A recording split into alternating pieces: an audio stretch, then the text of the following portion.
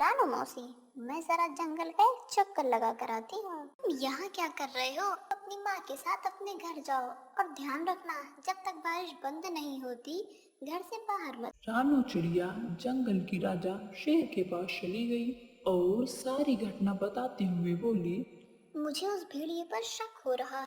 तभी शेर क्रोधित होकर रानू चिड़िया से बोला। इसका मतलब वो भेड़िया सही बोल रहा था। तुम हमेशा जंगल के प्राणियों के खिलाफ मेरी कान भरती रहती हो। ये आपको क्या हो गया महाराज? तभी रानू चिड़िया ने देखा कि वो भेड़िया दूसरी तरफ के गुफा के हिस्से से होकर गोलू के साथ आता है। रानू चिड़िया हैरत से इस दृश्य को देखने लगी। महाराज, जब मुझे पता चला कि ये बकरी का बच्चा कल से गायब है तो मैं जंगल में उसकी तलाश के लिए निकल गया। मगर मैं जानता था ये रानू चिड़िया मेरे खिलाफ आपके कान भरने जरूर रहेगी, इसलिए मैंने आपको पहले ही सब कुछ बता दिया था। महाराज, इसी रानू चिड़िया की वजह से किसी दूसरे जंगल का कोई भी प्राणी आपके जंगल में नहीं आता। शेर रानू चिड़िया की ओर देखकर बोला। और तुम कह रही थी कि इस भेड़िए ने बेचारी बकरी के बच्चे को मार डाला। ये तुम्हारे आने से पहले ही इसे यहाँ सही सलामत ले आया था।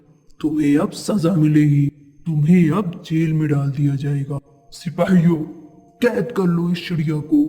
शेर ने अब रानू चिड़िया को एक पिंजरे में बंद कर दिया था। शेर भेड़िए की ओर देखकर बोला। तुम्हारी जब तक मर्जी हो तुम मेरे जंगल में रह सकते हो। भेड़िया खुश होकर वहां से चला गया।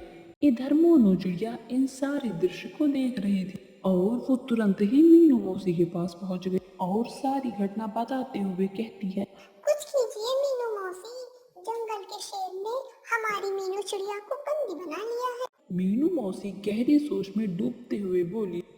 जब रानू चिड़िया ने मुझे ये बताया था कि वो भेड़िया एक पेड़ के नीचे खड़ा उस बकरी के बच्चे को देख रहा था, मुझे तभी कुछ न कुछ उसके ऊपर शक हो गया था। जो भी हो, लेकिन आप कुछ भी करके हमारी रानू चिड़िया को उस पिंजरे से बाहर निकालिए। चिंता मत करो मोनू, हम दोनों को अभी फिलहाल कुछ नहीं करना है। हमें सिर्फ उस भेड़िए पर गहरी नजर रखनी होगी। पहले हमें पता भी तो चलना चाहिए कि आखिर उस भेड़िए के दिमाग में चल क्या रहा है। मीनू मौसी और वो चिड़िया उस दिन से उस भेड़िए पर नजर रखने लगते हैं। वो भेड़िया दिन भर जंगल में घूमता और दूसरे जानवरों का मांस छीनकर खा लेता था और जब भी जंगल का कोई जानवर उसे मांस देने से मना कर देता था तो वो अपने आप को शेर का मित्र कहकर जानवरों को डराता था और उनसे उनका मांस खा लेता था। एक दिन भेड़िया टहलते टहलते गोलू बकरी के घर के पास जा पहुंचा। गोलू अपने घर के बाहर खेल रहा था। तभी भेड़िया उसे अजीब सी नजरों से देखने लगा, मगर उसे कहाँ पता था कि मीनू मौसी उस पर नजर रख रही है। मीनू मौसी तुरंत ही चिड़िया की ओर देखकर बोली। जाओ जल्दी महाराज को बुला कर लेकर आओ। लेकिन महाराज क्या मेरी बात सुनेंगे? तुम्हें कुछ भी करके महाराज को यहाँ लाना है। मुझे इस भेड़िए के इरादे सही नहीं लग रहे हैं और महाराज का यहाँ आना बहुत जरूरी है। मीनू मौसी की बात सुनकर मोनू चिड़िया सीधे उड़ते हुए जंगल के राजा की गुफा की ओर जा पहुंची। यहाँ पर क्यों आई हो मोनू? महाराज, आपको अभी और इसी वक्त मेरे साथ चलना होगा। मुझे अब चिड़ियों पर भरोसा नहीं रहा। सोच लीजिए महाराज, कहीं ऐसा न हो आगे चलकर आपको अपने इस निर्णय पर पछताना पड़े। लेकिन तुम मुझे कहाँ ले जाना चाहती हो? आप मेरे साथ चलिए और अपनी आंखों से देख लीजिए कि मैं आपको क्या दिखाना चाहती हूँ। शेर राजा मोनू चिड़िया के साथ उस जगह पर चला गया। तभी मीनू मौसी शेर राजा के पास आकर बोली। महाराज, आप उस पेड़ के पीछे छुप जाइए और स्वयं अपनी आंखों से देख लीजिए। भेड़िया उस बकरी के बच्चे के करीब आकर उस बकरी के बच्चे से बोल। आज तुम्हारा मांस खाने का मन कर रहा है मुझे। अरे ये क्या कह रही है आप?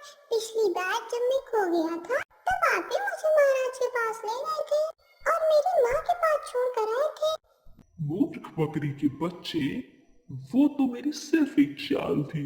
मैं जानता था इस पूरे जंगल में सिर्फ रानू चिड़िया बहुत तेज दिमाग की है। मैंने उसे फंसाने की योजना बनाई थी।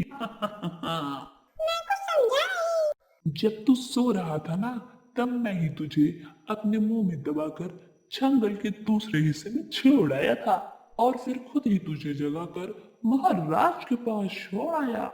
और जंगल के इस मूर्ख शेर ने राणा चिड़िया को ही दोषी मान लिया। लेकिन अब मुझे कोई खतरा नहीं।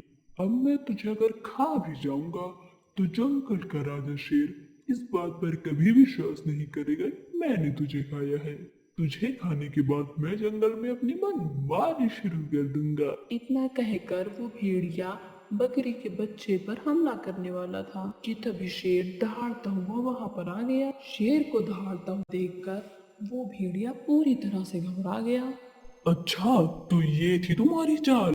तुमने जंगल की सबसे समझदार और मेरे विश्वसनीय पक्षी को मेरे ही हाथों पिंजरे में डलवा दिया। मैं तुम्हें जीवित नहीं छोड़ूंगा। इतना कहकर ही शेर ने उस भेड़िए को उसी समय मार दिया और मीनू मौसी की ओर देखकर बोला, मुझे क्षमा कर दो मीनू मौसी, मुझसे बहुत बड़ी गलती हो गई। कोई बात नहीं महाराज, वो भेड़िया बहुत ही ज्यादा चतुर था और उसने अपनी चतुराई का फायदा उठाकर आपकी आंखों में विश्वास की पट्टी बांध दी थी। वापस आकर शेर ने उस पिंजरे से रानू चिड़िया को आजाद कर दिया था।